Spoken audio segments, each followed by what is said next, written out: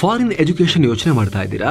ವಿಶ್ವದ 125ಕ್ಕೂ ಅಧಿಕ ಪ್ರಮುಖ ಯೂನಿವರ್ಸಿಟಿಗಳನ್ನ ಬೆಂಗಳೂರಲ್ಲೇ ಭೇಟಿ ಮಾಡೋ ಅವಕಾಶ ತಂದಿದೆ ಗ್ಲೋಬಲ್ ಡಿಗ್ರಿ ಸಂಸ್ಥೆ. Hotel Taj, MG road, Bengaluru. November 8 ಬೆಳಿಗ್ಗೆ 11 ಗಂಟೆಯಿಂದ ಸಂಜೆ 5 ಗಂಟೆವರೆಗೆ. ಎಂಟ್ರಿ ಫ್ರೀ ಇರುತ್ತೆ. ಫ್ರೀ ರಿಜಿಸ್ಟ್ರೇಷನ್ಗೆ ಈ ನಂಬರ್ಗೆ ಕಾಲ್ ಮಾಡಿ ಅಥವಾ ಡಿಸ್ಕ್ರಿಪ್ಷನ್ ಮತ್ತು ಪಿನ್ ಕಾಮೆಂಟ್ ನಲ್ಲಿರೋ ಲಿಂಕ್ ಚೆಕ್ ಮಾಡಿ. ಇಸ್ಲಾಮಿಕ್ ರಾಷ್ಟ್ರಗಳಿಗೆ ಬಿಗ್ ಶಾಕ್. ಇಸ್ರೇಲ್ಗೆ ಮುಸ್ಲಿಂ ರಾಷ್ಟ್ರದಿಂದಲೇ ಮಾನ್ಯತೆ. ಅರಬ್ಬರಿಗೆ ಸೆಡ್ಡು ಹೊಡಿತು ದೊಡ್ಡ ದೇಶ. ನಮಸ್ಕಾರ ಸ್ನೇಹಿತರೆ, ಮಸ್ತ್ ಮಗ ಚಾನಲ್ಗೆ ಸ್ವಾಗತ. ನಾನು ಅಮರ್ ಪ್ರಸಾದ್. ಅದೊಂದು ದೊಡ್ಡ ಒಗ್ಗಟ್ಟಿರೋ ಗ್ಯಾಂಗ್, ಗುಂಪು. ಈ ಗುಂಪಿನ ಎಲ್ಲ ಸದಸ್ಯರಿಗೂ ಒಬ್ಬನೇ ಒಬ್ಬ ಪರಮಶತ್ರು. ಆ ಎನಿಮಿಯೊಂದಿಗೆ ಸಂಬಂಧ ಮಾಡೋದು ಬಿಡಿ, ಅವರ ಹೆಸರು ಹೇಳಿದ್ರೂ ಕೂಡ ಅದು ಮಹಾಪರಾಧ ಆಗತ್ತೆ. ಕೆಲ ಇಸ್ಲಾಮಿಕ್ ನಾಯಕರ ಪಾಲಿಗೆ ಅದು ಹರಾಮ್ ಕೂಡ ಆಗತ್ತೆ. ಕೆಲವರಂತೂ ಅವ್ರನ್ನ ಭೂಮಿಯಿಂದಲೇ ಅಳಿಸಿ ಹಾಕಬೇಕು ಅಂತ ಪ್ರತಿಕ್ಷಣ ಪ್ರಯತ್ನ ಮಾಡ್ತಿರ್ತಾರೆ. ಆದರೆ ಒಂದು ಸಲ ಇಮ್ಯಾಜಿನ್ ಮಾಡಿ, ಆ ಗುಂಪಿನ ದೊಡ್ಡ ರಾಷ್ಟ್ರ, ಆ ಗುಂಪಿನ ಪ್ರಮುಖ ರಾಷ್ಟ್ರ ಆ ಎನಿಮಿ ಜೊತೆಗೆ ಸೇರಿ ಅವರ ಕೈಯನ್ನ ಕುಲುಕಿ ನಾವು ಇನ್ಮೇಲೆ ಫ್ರೆಂಡ್ ಅಂದರೆ ಹೇಗಾಗತ್ತೆ? ಅಕ್ಕಪಕ್ಕದಲ್ಲಿದ್ದವರಿಗೆಲ್ಲ ಆ ಗುಂಪಿನವರಿಗೆ ಏನು ಅನ್ಸುತ್ತೆ? ಈಗ ಅದೇ ರೀತಿಯ ಘಟನೆ ಏಷ್ಯಾದಲ್ಲಿ ಆಗಿದೆ. ಗಾಜಾ ಯುದ್ಧದ ಕಾರಣಕ್ಕೆ ಇಡೀ ಇಸ್ಲಾಮಿಕ್ ಜಗತ್ತು ಇಸ್ರೇಲ್ ವಿರುದ್ಧ ಬೆಂಕಿ ಕಾರ್ತಾ ಇದ್ರೆ, ಯುರೋಪಿನ ಕ್ರೈಸ್ತ ಮೆಜಾರಿಟಿ ಕಂಟ್ರಿಗಳು ಕೂಡ ಇಸ್ರೇಲ್ನ ಬ್ಯಾನ್ ಮಾಡ್ತೀವಿ ಅಂತ ಬೆದರಿಕೆ ಹಾಕ್ತಾ ಇದ್ರೆ, ಆ ಮುಸ್ಲಿಂ ರಾಷ್ಟ್ರ, ಪೂರ್ಣ ಪ್ರಮಾಣದ ಮುಸ್ಲಿಂ ರಾಷ್ಟ್ರ ಅಚ್ಚರಿಯ ನಿರ್ಧಾರ ತಗೊಂಡ್ಬಿಟ್ಟಿದೆ. ಇಸ್ರೇಲ್ಗೆ ಮಾನ್ಯತೆ ಕೊಡೋಕೆ ಒಪ್ಪಂದಕ್ಕೆ ಮುಂದಾಗಿದೆ. ಐತಿಹಾಸಿಕ ಒಪ್ಪಂದಕ್ಕೆ ಸೈನ್ ಹಾಕಿದೆ. ನಾವೆಲ್ಲ ಬ್ರದರ್ಸ್ ಅಂತ ಹೇಳಿ, ಸಹೋದರರು ಅಂತ ಹೇಳಿ ಅಬ್ರಹಾಂ ಅಕಾರ್ಡ್ಗೆ ಸೈನ್ ಹಾಕಿದೆ.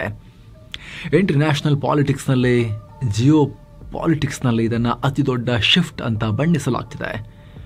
ಟ್ರಂಪ್ಗೆ ಇಸ್ರೇಲ್ನ ಅನಿವಾರ್ಯತೆ ಮತ್ತು ಅರಬ್ ರಾಷ್ಟ್ರಗಳ ಡಬಲ್ ಸ್ಟ್ಯಾಂಡರ್ಡ್ನ ಫಲವಾಗಿ ಈ ಹೊಸ ಬೆಳವಣಿಗೆಯಾಗ್ತಾ ಇದೆ. ಹಾಗಿದ್ರೆ ಇಸ್ರೇಲ್ಗೆ ಮಾನ್ಯತೆ ಕೊಡ್ತಿರೋ ಆ ಮುಸ್ಲಿಂ ರಾಷ್ಟ್ರದ ಸ್ಟೋರಿಯನ್ನ, ಕಾರಣಗಳನ್ನ ಎಲ್ಲವನ್ನ ಅರ್ಥ ಮಾಡ್ಕೊಳ್ತಾ ಹೋಗೋಣ.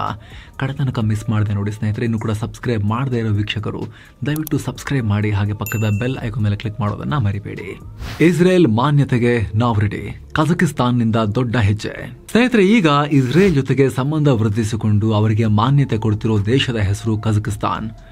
ರಷ್ಯಾ ಮತ್ತು ಚೈನಾ ಪಕ್ಕದಲ್ಲಿ ಮಧ್ಯ ಏಷ್ಯಾದುದ್ದಕ್ಕೂ ಮಲಗಿರೋ ಈ ದೇಶ ವಿಸ್ತೀರ್ಣದಲ್ಲಿ ಜಗತ್ತಿನ 9ನೇ ಅತಿ ದೊಡ್ಡ ದೇಶ ಅಂತ ಕರೆಸ್ಕೊಳ್ಳುತ್ತೆ. 2 ಕೋಟಿ ಜನ ವಾಸ ಮಾಡ್ತಾರೆ. 70% ಮುಸ್ಲಿಮರೇ ಇದ್ದು ಅದರಲ್ಲಿ ಸುನ್ನಿ ಮುಸ್ಲಿಮರೇ ಹೆಚ್ಚಿದ್ದಾರೆ. ಜಾಗತಿಕ ಮಟ್ಟದ ಪ್ರಮುಖ ಇಸ್ಲಾಮಿಕ್ ಮೆಜಾರಿಟಿ ರಾಷ್ಟ್ರವಾಗಿರೋ ಕಜಕಿಸ್ತಾನ್ OIC ಅಂದರೆ ಆರ್ಗನೈಸೇಷನ್ ಆಫ್ ಇಸ್ಲಾಮಿಕ್ ಕೋಆಪರೇಷನ್ನ ಮೆಂಬರ್ ಕಂಟ್ರಿ ಕೂಡ ಹೌದು. ಒಪೆಕ್ ಗುಂಪಲ್ಲೂ ಬರುತ್ತೆ. ಮಧ್ಯ ಏಷ್ಯಾ ಮಟ್ಟಿಗೆ ಪ್ರಭಾವಿ ರಾಷ್ಟ್ರ. ಈಗ ಇದೇ ರಾಷ್ಟ್ರ ಇಸ್ರೇಲ್ಗೆ ಮಾನ್ಯತೆ ಕೊಡೋಕೆ ಮುಂದಾಗಿದೆ. ಅದರ ಅಂತಿಮ ತಯಾರಿ ನಡೀತಾ ಇದೆ. ಅಷ್ಟೇ ಅಲ್ಲ, ಈಗ ಆಲ್ರೆಡಿ ಅಬ್ರಹಾಂ ಅಕಾರ್ಡ್ಗೂ ಕೂಡ ಕಜಕಿಸ್ತಾನ್ ಸೈನ್ ಹಾಕಿದೆ ಅಂತ ಟ್ರಂಪ್ ಘೋಷಿಸಿನೂ ಆಗಿದೆ. ಈ ಅಬ್ರಹಾಂ ಅಕಾರ್ಡ್ ಅನ್ನೋದು 2020ರಲ್ಲಿ ಟ್ರಂಪ್ ಮಾಡಿದ ಕೂಟ. ಇಸ್ರೇಲ್ ಮತ್ತು ಇಸ್ಲಾಮಿಕ್ ರಾಷ್ಟ್ರಗಳ ಸಂಬಂಧವನ್ನು ಇಂಪ್ರೂವ್ ಮಾಡಿ ಈ ಭಾಗದಲ್ಲಿ ಚೀನಾ ಪ್ರಭಾವ ಕಮ್ಮಿ ಮಾಡಿ ಅರಬ್ ಜಗತ್ತಲ್ಲಿ ಪ್ರಭಾವ ಜಾಸ್ತಿ ಮಾಡೋಕೆ ಅಮೆರಿಕ ಇದನ್ನು ಶುರು ಹಚ್ಕೊಳ್ತು. ಟ್ರಂಪ್ ಸಿಕ್ಕಾಪಟ್ಟೆ ಇಂಟ್ರೆಸ್ಟ್ ತೋರಿಸಿದ್ರು. ಕ್ರೈಸ್ತರು ಮತ್ತು ಮುಸ್ಲಿಮರು, ಯಹೂದಿಗಳು ಎಲ್ಲರೂ ಒಂದೇ ಮೂಲ ರೀ, ನಾವು ಬ್ರದರ್ಸ್ ರೀ, ನಮಗೆ ಅಬ್ರಹಾಂ ಮೂಲ ಪುರುಷ ರೀ, ಬನ್ನಿ ಒಂದಾಗೋಣ ಅಂತ ಎಲ್ಲ ಸೈನ್ ಹಾಕಿದ್ರು. ಇದಕ್ಕೆ ಬಹ್ರೈನ್, UAE, ಅಮೆರಿಕ ಸೈನ್ ಹಾಕಿದ್ವು. 2020ರಲ್ಲಿ ಮೊರಾಕೋ ಕೂಡ ಸೈನ್ ಹಾಕಿದ್ರೆ, 2021ರಲ್ಲಿ ಸುಡಾನ್, ಅದೇ ಹೊಡೆದಾಡ್ತಾ ಇದ್ದಾರಲ್ಲ, ಆ ರಾಷ್ಟ್ರದ ಒಳಗಿರೋ ಸೇನೆ ಮತ್ತು ಅರಸೇನಾ ಪಡೆಯವರೇ ಬಡ್ದಾಡ್ತಿದಾರಲ್ಲ, ಅವರು ಕೂಡ ಸೈನ್ ಹಾಕಿದ್ರು. ಈಗ ಅವುಗಳ ಸಾಲಿಗೆ ಕಜಕಿಸ್ತಾನ್ ಕೂಡ ಸೇರ್ಕೊಂಡಿದೆ. ಸ್ನೇಹಿತರೆ, ಈ ಘೋಷಣೆ ಆಗೋಕ್ಕೂ ಮುನ್ನ ಅಮೆರಿಕದಲ್ಲಿ ಒಂದು ಇಂಪಾರ್ಟೆಂಟ್ ಮೀಟಿಂಗ್ ಆಗಿತ್ತು. ಇಸ್ರೇಲ್ ಪ್ರಧಾನಿ ಬೆಂಜಮಿನ್ ನೆತನ್ಯಾಹು, ಅಮೆರಿಕ ಅಧ್ಯಕ್ಷ ಡೊನಾಲ್ಡ್ ಟ್ರಂಪ್ ಹಾಗೂ ಕಜಕಿಸ್ತಾನ್ ಅಧ್ಯಕ್ಷ ಕಾಸಿಂ ಜೊಮಾಟ್ ಟೊಕಾಯವ್ ಈ ಮೂವರು ಫೋನ್ನಲ್ಲಿ ಮಾತನಾಡಿದ್ರು. ಈ ಕುರಿತು ಖುದ್ದು ಟ್ರಂಪ್ ಟ್ರುತ್ ಸೋಷಿಯಲ್ ಮೀಡಿಯಾದಲ್ಲಿ ಮಾಹಿತಿಯನ್ನು ಹಂಚಿಕೊಂಡ್ರು. ಜಗತ್ತಲ್ಲಿ ಸಂಬಂಧಗಳನ್ನು ಬೆಸೆಯೋ ನಿಟ್ಟಿನಲ್ಲಿ ಇದೊಂದು ಪ್ರಮುಖ ಹೆಜ್ಜೆ. ನನ್ನ ಈ ಅಬ್ರಹಾಮಿಕ್ ಅಕಾರ್ಡ್ ಮೂಲಕ ಶಾಂತಿ ಮತ್ತು ಸಮೃದ್ಧಿ ಸ್ವೀಕರಿಸೋಕೆ ಅನೇಕ ರಾಷ್ಟ್ರಗಳು ಕ್ಯೂನಲ್ಲಿ ನಿಂತುಕೊಂಡಿದ್ದಾರೆ. ಇನ್ನು ಅನೇಕ ರಾಷ್ಟ್ರಗಳು ಈ ಒಪ್ಪಂದಕ್ಕೆ ಸೇರೋಕೆ ಪ್ರಯತ್ನ ಪಡ್ತಿದೆ. ಜಾಗತಿಕ ಸ್ಥಿರತೆ ಮತ್ತು ಬೆಳವಣಿಗೆಗಾಗಿ ಹಲವು ರಾಷ್ಟ್ರಗಳನ್ನು ಒಗ್ಗೂಡಿಸುವ ನಿಟ್ಟಿನಲ್ಲಿ ಕೆಲಸ ನಡೀತಾ ಇದೆ. ಶಾಂತಿಗಾಗಿ ಕೆಲಸ ಮಾಡೋರು ಅದರಲ್ಲಿ ಯಶಸ್ವಿ ಆಗ್ತಾರೆ. ಈ ಒಪ್ಪಂದ ಸೇರೋಕೆ ಕಜಕಿಸ್ತಾನ್ ಕೂಡ ಒಪ್ಕೊಂಡಿದೆ ಅಂತ ಹೇಳಿದ್ರು. ಅದರ ಬೆನ್ನಲ್ಲದಕ್ಕೆ ಕಜಕಿಸ್ತಾನ ಸೈನ್ ಹಾಕಿದೆ ಅಂತ ಕೂಡ ಈಗ ಘೋಷಿಸಿದ್ದಾರೆ. ಅಷ್ಟೇ ಅಲ್ಲ, ಟ್ರಂಪ್ ಮಾತಿಗೆ ಟೊಕಾಯವ್ ಕೂಡ ರಿಯಾಕ್ಟ್ ಮಾಡಿದ್ದಾರೆ. ಎರ್ರಾ ಬಿರ್ರಿ ಹೊಗಳಿರೋ ಕಜಕಿಸ್ತಾನ ಅಧ್ಯಕ್ಷರು ಟ್ರಂಪ್ ಒಬ್ಬ ಮಹಾನ್ ನಾಯಕ, ಅಮೆರಿಕದ ನೀತಿಗೆ ಅನುಗುಣವಾಗಿ ಕೆಲಸ ಮಾಡ್ತಿದ್ದಾರೆ, ಬಹುಶಃ ನಿಮ್ಮನ್ನ ಸ್ವರ್ಗದಿಂದಲೇ ಕಳಿಸಲಾಗಿದೆ ಭೂಮಿಗೆ ಅಂತ ಅನ್ಸುತ್ತೆ ಒಂದು ದೊಡ್ಡ ಗನಂದಾರಿ ಕೆಲಸ ಮಾಡಕ್ಕೆ.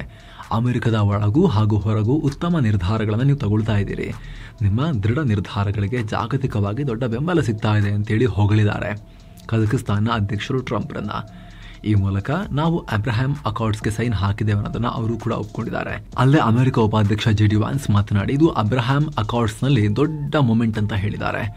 ಮಧ್ಯಪ್ರಾಚ್ಯದ ಅಮೆರಿಕ ರಾಯಭಾರಿ ಸ್ಟೀವ್ ವಿಟ್ಕಾಫ್ ಮತ್ತು ಅಮೆರಿಕದ ಸ್ಟೇಟ್ ಸೆಕ್ರೆಟರಿ ಮಾರ್ಕ್ ರೂಬಿಯೋ ಇದರಲ್ಲಿ ತುಂಬಾ ಶ್ರಮ ಹಾಕಿದ್ದಾರೆ ಈ ಡಿಸಿಷನ್ ಬರೋಕ್ಕಿಂತ ಮುಂಚೆ ಅಂತ ಅಮೆರಿಕನ್ ಅಧಿಕಾರಿಗಳು ಹೇಳಿಕೊಂಡಿದ್ದಾರೆ. ಏನೋ ಸ್ನೇಹಿತರೆ, ವರದಿಯಲ್ಲಿ ಮುಂದುವರಿಯುವ ಮುನ್ನ ಸೆವೆನ್ ಸೈನ್ಸ್ ಟೂರಿಸಂ ಕಂಪನಿ ಅಂಡಮಾನ್ಗೆ ಟ್ರಿಪ್ ಅನ್ನ ಆಯೋಜನೆ ಮಾಡಿದೆ. ಕೇವಲ 51,700 ರೂಪಾಯಿ ಮಾತ್ರ. ಅಂಡಮಾನ್ 4 ನೈಟ್ 5 ಡೇಸ್ ಟ್ರಿಪ್ ಇದು. Cellular jail light and sound show ಸೇರಿ ಸ್ಕ್ರೀನ್ ಮೇಲೆ ಕಾಣಿಸ್ತಿರೋ ಎಲ್ಲಾ ಜಾಗಗಳಿಗೆ ಹೋಗೋದು ಕೂಡ ಇರುತ್ತೆ. ಹೊರಡೋ ದಿನ 10 ಡಿಸೆಂಬರ್ 2025. ಆಸಕ್ತರು ಈ ನಂಬರ್ಗೆ ಕಾಲ್ ಮಾಡಿ ನಿಮ್ಮ ಅಂಡಮಾನ್ ಟೂರ್ನ ಟಿಕೆಟ್ ಅನ್ನು ಬುಕ್ ಮಾಡಿ. ಬನ್ನಿ ಈಗ ವರದಿಯಲ್ಲಿ ಮುಂದುವರಿಯೋಣ. ಹಾಗಿದ್ರೆ ಕಜಕಿಸ್ತಾನ ಈ ರೀತಿ ಮಾಡಿದ್ದೇಕೆ? ಇದಕ್ಕೆ ಅನೇಕ ರಾಜಕೀಯ ಮತ್ತು ಆರ್ಥಿಕ ಕಾರಣಗಳನ್ನ ಕೊಡಬಹುದು. ಮೊದಲನೇದಾಗಿ ಕಜಕಿಸ್ತಾನದ ಗುಣ. ಕಜಕಿಸ್ತಾನ ಇಸ್ಲಾಮಿಕ್ ಕಂಟ್ರೀಸ್ ಅಲ್ಲೇ ಸ್ವಲ್ಪ ಡಿಫರೆಂಟ್ ಕಂಟ್ರಿ. 70% ಮುಸ್ಲಿಮರಿರೋ ಬಹುಸಂಖ್ಯಾತ ಮುಸ್ಲಿಂ ರಾಷ್ಟ್ರ ಇದು. ಹಾಗಂತ 99% ಆ ರೀತಿ ಓವರ್ವೆಲ್ಮಿಂಗ್ ಮೆಜಾರಿಟಿ ಅಲ್ಲ, ಸೈಜಬಲ್ ಮೆಜಾರಿಟಿ. ಇಲ್ಲಿ ಇವರು ಆದ್ರೂ ಇವ್ರು ಏನ್ ಮಾಡ್ತಾರೆ ಅಂತ ಹೇಳಿದ್ರೆ ತಮ್ಮನ್ನು ತಾವು ಜಾತ್ಯತೀತ ಕಂಟ್ರಿ ಅಂತ ಕರ್ಕೊಳ್ತಾರೆ, ಸೆಕ್ಯುಲರ್ ಕಂಟ್ರಿ ಅಂತ ಕರ್ಕೊಳ್ತಾರೆ. ಜೊತೆಗೆ ಧರ್ಮಕ್ಕಿಂತ ಪುರಾತನ ಸಂಸ್ಕೃತಿ, ನಾಗರಿಕತೆ, ದೇಶ ಅವುಗಳಿಗೆ ಮಹತ್ವ ಕೊಡ್ತೀವಿ ಅಂತ ಹೇಳ್ತಾರೆ. ಇನ್ನಿತರ ಮಧ್ಯ ಏಷ್ಯಾ ರಾಷ್ಟ್ರಗಳ ರೀತಿಯಲ್ಲೇ ಕಜಕಿಸ್ತಾನದಲ್ಲೂ ಜನಾಂಗೀಯ ಹಿನ್ನೆಲೆ ಬಗ್ಗೆ, ಧರ್ಮ ಮತಗಳು ಹುಟ್ಟೋಕ್ಕಿಂತ ಮೊದಲಿನ ಕಾಲದ ಮನುಷ್ಯನ ಎವಲ್ಯೂಷನ್ ಕಾಲದ ಜನಾಂಗೀಯ ಹಿನ್ನೆಲೆ ಬಗ್ಗೆ ಅವರಿಗೆ ಬಹಳ ಹೆಮ್ಮೆ ಪಡ್ತಾರೆ. ಈಜಿಪ್ಟ್ನವ್ರ ಥರ ಹೆಚ್ಚು ಕಮ್ಮಿ. ಹೀಗಾಗಿ ಯಹೂದಿ ಮತ್ತು ಇಸ್ಲಾಮಿಕ್ ರಾಷ್ಟ್ರಗಳ ಹಾವಿಯಣಿ ಆಟದಲ್ಲಿ ಇವರು ಕಾಣಿಸ್ಕೊಳ್ಳಲ್ಲ. ಇನ್ಫ್ಯಾಕ್ಟ್ ಮೂಲಭೂತವಾದ ತಡೆಯೋಕೆಯಲ್ಲಿ ಸ್ಟ್ರಿಕ್ಟ್ ಕಾನೂನುಗಳೇ ಇವೆ. ಶರಿಯಾ ಕೋರ್ಟ್ಗಳಿಲ್ಲ, ಹಿಜಬ್ ಕಡ್ಡಾಯ ಇಲ್ಲ, ಧಾರ್ಮಿಕ ಶಿಕ್ಷಣವನ್ನು ಪ್ರೋತ್ಸಾಹ ಮಾಡಲ್ಲ. Modern Muslim country Kazakhstan. ಹತ್ತಿರದಲ್ಲೇ ಅಫ್ಘಾನಿಸ್ತಾನ ಇದೆ. ಅಫ್ಘಾನಿಸ್ತಾನ ಯಾವ ಕಾಲಕ್ಕೆ ವಾಪಸ್ ಹೋಗ್ತಾ ಇದೆ ತಾಲಿಬಾನಿಗಳ ಆಡಳಿತದಲ್ಲಿ ನಿಮಗೆ ಗೊತ್ತಿದೆ. ಆದರೂ ಕೂಡ ಪಕ್ಕದಲ್ಲೇ ಇದ್ರೂ ಇವರಿಗೆ ತಾಲಿಬಾನಿಗಳನ್ನು ಕಂಡ್ರೆ ಆಗಲ್ಲ, ಅವರ ನೆರಳು ಕೂಡ ಇವರು ಇಷ್ಟಪಡಲ್ಲ. ಅಲ್ಲಿನ ಜನ ಕೂಡ ಸಹಿಷ್ಣುಗಳಾಗಿರೋದ್ರಿಂದ ಕ್ರೈಸ್ತರು ಹಾಗೂ ಇನ್ನಿತರ ಅಲ್ಪಸಂಖ್ಯಾತರು ದೊಡ್ಡ ಪ್ರಮಾಣದಲ್ಲೇ ಇದ್ದಾರೆ. ಉಳಿದ 30% ಜನ ಇದ್ದಾರೆ, ಚೆನ್ನಾಗಿದ್ದಾರಲ್ಲ, ಒಟ್ಟಿಗೆ ಆರಾಮಾಗಿದ್ದಾರೆ. ಹೀಗಾಗಿ ಇಸ್ರೇಲ್ ಜೊತೆ ಸಂಬಂಧ ವೃದ್ಧಿ ಮಾಡಿಕೊಂಡ್ರೆ ಅಲ್ಲಿನ ಜನರಿಗೆ ಯಾವುದೇ ಸಿಟ್ಟು ಬರಲ್ಲ, ದಂಗೇನೂ ಆಗಲ್ಲ. ಹಾಗೆ ನೋಡಿದ್ರೆ ಪಾಕಿಸ್ತಾನ, ಸೌದಿ ಅಂತ ರಾಷ್ಟ್ರಗಳಿಗೆ ಇಸ್ರೇಲ್ ಜೊತೆಗೆ ಸಂಬಂಧ ವೃದ್ಧಿಸಿಕೊಳ್ಳೋ ಆಸೆ ಇದೆ. ಅದು ಅವರ ವೈಯಕ್ತಿಕ ಲಾಭಕ್ಕೆ. ಆದರೆ ದೇಶದಲ್ಲಿರೋ ಮೂಲಭೂತವಾದಿಗಳಿಗೆ ಹೆದರಿ ಅವರು ಇದನ್ನ ಮಾಡ್ತಾ ಇಲ್ಲ. ಒಂದಷ್ಟು ಅರಬ್ ರಾಷ್ಟ್ರಗಳು, ಮುಸ್ಲಿಂ ರಾಷ್ಟ್ರಗಳು ಸೈನ್ ಹಾಕಿದಾಗ ಟ್ರಂಪ್ ನೀವು ಹಾಕಿರಿ ಅಂತ ಸೌದಿಗೆ ಹೇಳಿದಾಗ MBS ಕೇಳಿದ್ರಂತೆ, ಇಲ್ಲಿ ನನ್ನ ವಿರುದ್ಧ ದಂಗೆ ಇದ್ರೆ ನೀವು ಬಂದು ಕಾಪಾಡ್ತೀರ ನನ್ನ ಅಂತೇಳಿ. ಆ ರೀತಿ ಉತ್ತರವನ್ನು ಕೊಟ್ಟಿದ್ರಂತೆ ಅಮೆರಿಕನ್ಸ್ಗೆ ಪ್ರಿನ್ಸ್ ಮೊಹಮ್ಮದ್ ಬಿನ್ ಸಲ್ಮಾನ್. ಅದಾಯಿತು. ಜೊತೆಗೆ ಕಜಕಿಸ್ತಾನ ಕಳೆದ 33 ವರ್ಷಗಳಿಂದಲೂ ಇಸ್ರೇಲ್ ಜೊತೆ ಒಂದು ಹಂತದ ರಾಜತಾಂತ್ರಿಕ ಸಂಬಂಧವನ್ನು ಮೇಂಟೈನ್ ಮಾಡ್ತಾ ಬರ್ತಾ ಇತ್ತು. ಅಂದರೆ ಸಿಕ್ಕಾಪಟ್ಟೆ ಕ್ಲೋಸ್ ಫ್ರೆಂಡ್ಶಿಪ್ ಏನಲ್ಲ, ಅಥವಾ ಸಿಕ್ಕಾಪಟ್ಟೆ ಒಂಥರ ಎನಿಮಿ ಥರ ಆ ದೇಶನ ಗುರುತಿಸಲ್ಲ ಅಂತ ಹೇಳೋದು, ನಮ್ಮ ಪಾಸ್ಪೋರ್ಟ್ ಅಲ್ಲಿಗೆ ಅನ್ವಯ ಆಗಲ್ಲ ಅಂತ ಪಾಕಿಸ್ತಾನ ಹೇಳ್ಕೊಂಡಿದೆಯಲ್ಲ, ಆ ಥರ ಎಲ್ಲ ಮಾಡೋದು ಆ ಲೆವೆಲ್ಗೆಲ್ಲ ಇಲ್ಲ. ಒಂದು ರೀತಿ ಹೌದೋ ಅಲ್ವೋ ಅನ್ನೋ ರೀತಿಲಿ ಇದ್ರು ಇಸ್ರೇಲ್ ಜೊತೆ ಇವರು. ವ್ಯಾಪಾರನೂ ಮಾಡ್ತಾ ಇದ್ರು. ಇಸ್ರೇಲಿಗೆ ಬೇಕಾಗಿರೋ ತೈಲದಲ್ಲಿ 25% ಕಜಕಿಸ್ತಾನ್ ಅವರೇ ಕೊಡ್ತಾ ಇದ್ರು. ಸಾವಿರಾರು ಯಹೂದಿಗಳು ಅಲ್ಲಿ ಇವತ್ತಿಗೂ ನೆಮ್ಮದಿಯಾಗಿದ್ದಾರೆ ಕಜಕಿಸ್ತಾನಲ್ಲಿ. ಆದರೆ ತೀರಾ ರೆಕಗ್ನೈಸ್ ಮಾಡೋ ಮಟ್ಟಕ್ಕೆ ಕಜಕಿಸ್ತಾನ್ ಕ್ಲೋಸ್ ಆಗಿರಲಿಲ್ಲ ಅಷ್ಟೇ. ಅದರಲ್ಲೂ ಅಬ್ರಹಾಂ ಅಕಾರ್ಡ್ನಂಥ ಕೂಟದಿಂದ ದೂರನೇ ಉಳ್ಕೊಂಡಿದ್ರು. ಆದರೆ ಈಗ ಇಸ್ರೇಲ್ ವಿರುದ್ಧ ಎಲ್ಲ ಕಡೆ ಪ್ರತಿಭಟನೆ ಆಗ್ತಿರೋ ಹೊತ್ತಲ್ಲಿ ನಾವು ಹೋಗಿ ಸೇರ್ಕೊಂತೀವಿ, ಇಸ್ರೇಲ್ ಜೊತೆ ಚೆನ್ನಾಗಿರ್ತೀವಿ ಅಂತೇಳಿ ಅಬ್ರಹಾಂ ಅಕಾರ್ಡ್ಗೆ ಸೈನ್ ಹಾಕಿಬಿಟ್ಟಿದ್ದಾರೆ. ಇದಕ್ಕೆ ಮುಖ್ಯವಾಗಿ ಕಜಕಿಸ್ತಾನದ ಹಿತಾಸಕ್ತಿ ಕಾರಣ.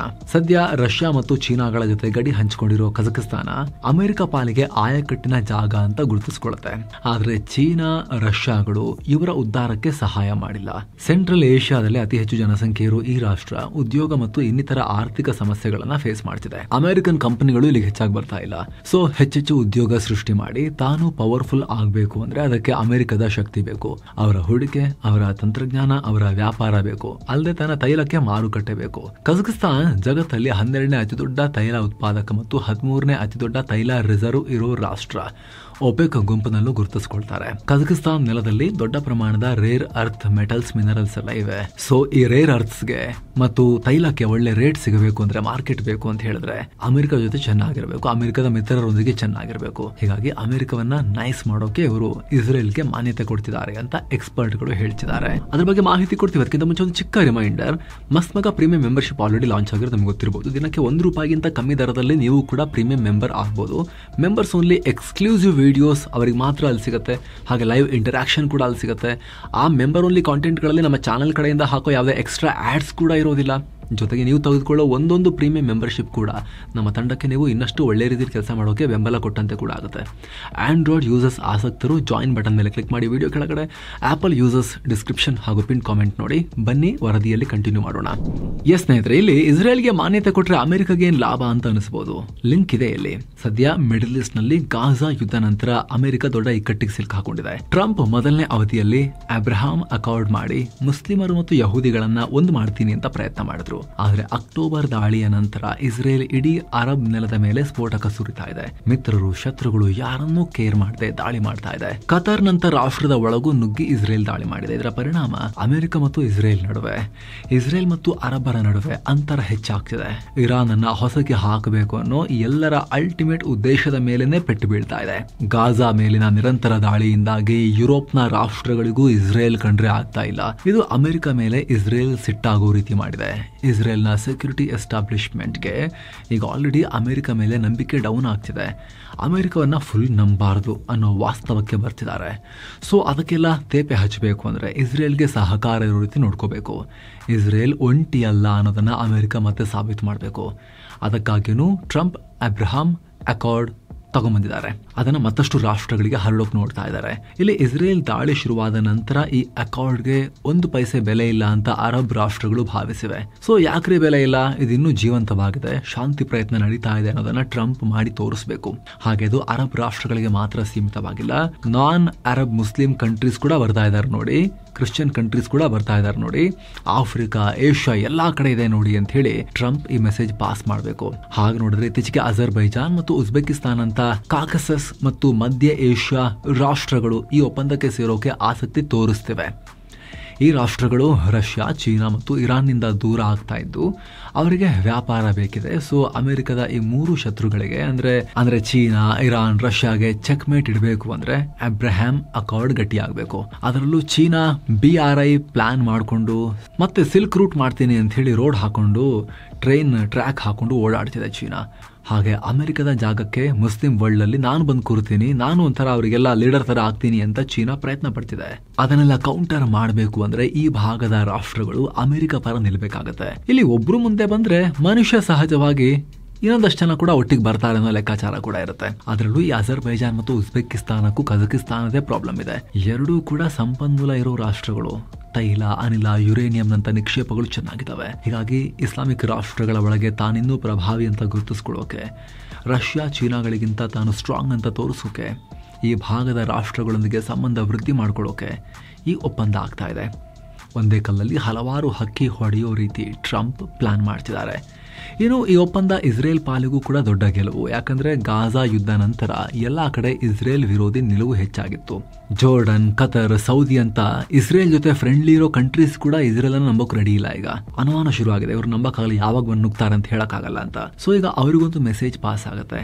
ಹಾಗೆ ಸುನ್ನಿ ಮುಸ್ಲಿಂ ರಾಷ್ಟ್ರಗಳನ್ನ ಶಿಯಾ ಕಂಟ್ರಿ ಆಗಿರೋ ಇರಾನ್ ವಿರುದ್ಧ ಬಳಸೋ ಇಸ್ರೇಲ್ ಅಮೆರಿಕದ ತಂತ್ರಕ್ಕೂ ಬಲ ಸಿಗತ್ತೆ. ಹಾಗೆ ಇರಾನ್ ವಿರುದ್ಧ ಲಾಜಿಸ್ಟಿಕ್ ಮತ್ತು ಗುಪ್ತಚರ ಮಾಹಿತಿ ಕಲೆ ಹಾಕೋಕು ಈ ಭಾಗದಲ್ಲಿ ಮೊಸಾದ್ಗೆ ನೆಲೆ ಸಿಕ್ಕಂತಾಗುತ್ತೆ. ಸ್ನೇಹಿತರೆ, ಕ್ಯಾಸ್ಪಿಯನ್ ಸಮುದ್ರದಲ್ಲಿ ಮೊಸಾದ್ಗೆ ಈಗ ದೊಡ್ಡ ಕೆಲಸ ಇದೆ. ಇರಾನ್ ನ ಮಟ್ಟ ಹಾಕದ ಮೇಲೆ ಅವರ ನೆಕ್ಸ್ಟ್ ಟಾರ್ಗೆಟ್ ಟರ್ಕಿ. ಅಮೆರಿಕ ಏನೇ ಹೇಳಿದ್ರು ಟರ್ಕಿ ಇಸ್ಲಾಮಿಕ್ ನಾಯಕನಾಗೋ ಜಿದ್ದಿಗೆ ಬಿದ್ದು ಇಸ್ರೇಲ್ ವಿರುದ್ಧ ಷಡ್ಯಂತ್ರ ನಡೆಸ್ತಾ ಇದೆ. ಮುಂದೆ ಈ ಟರ್ಕರಿಗೂ ಕೌಂಟರ್ ಕೊಡಬೇಕು ಅಂದ್ರೆ ಈ ಭಾಗದಲ್ಲಿ ಇಸ್ರೇಲ್ಗೆ ಪ್ರಭಾವಶಾಲಿ ನೆಲೆ ಇರೋದು ಇಂಪಾರ್ಟೆಂಟ್. ಹೀಗಾಗಿ ಎಲ್ಲ ಕಾರಣಗಳಿಂದ ಈ ಹೆಜ್ಜೆ ಇಂಪಾರ್ಟೆನ್ಸ್ ಪಡ್ಕೊಳ್ತಾ ಇದೆ. ಇದಕ್ಕೆ ಸಂಬಂಧಪಟ್ಟಂತೆ ಸಂಪೂರ್ಣ ಮಾಹಿತಿಯನ್ನ ನಾವೀಗ ನಿಮಗೆ ಕೊಟ್ವಿ. ನಿಮ್ಮ ಒಪಿನಿಯನ್ ಕಾಮೆಂಟ್ ಮಾಡಿ ತಿಳಿಸಿ ಸ್ನೇಹಿತರೆ. Thank you so much. ಆಗಲೇ ಹೇಳಿದ ಮಸ್ಮಗ ಪ್ರೀಮಿಯಂ ಮೆಂಬರ್ಶಿಪ್ ಅನ್ನ ಆಸಕ್ತರು ಕನ್ಸಿಡರ್ ಮಾಡಬಹುದು. ಮತ್ತೆ ಭೇಟಿ ಆಗ್ತಿರೋಣ. ನಮಸ್ತೆ.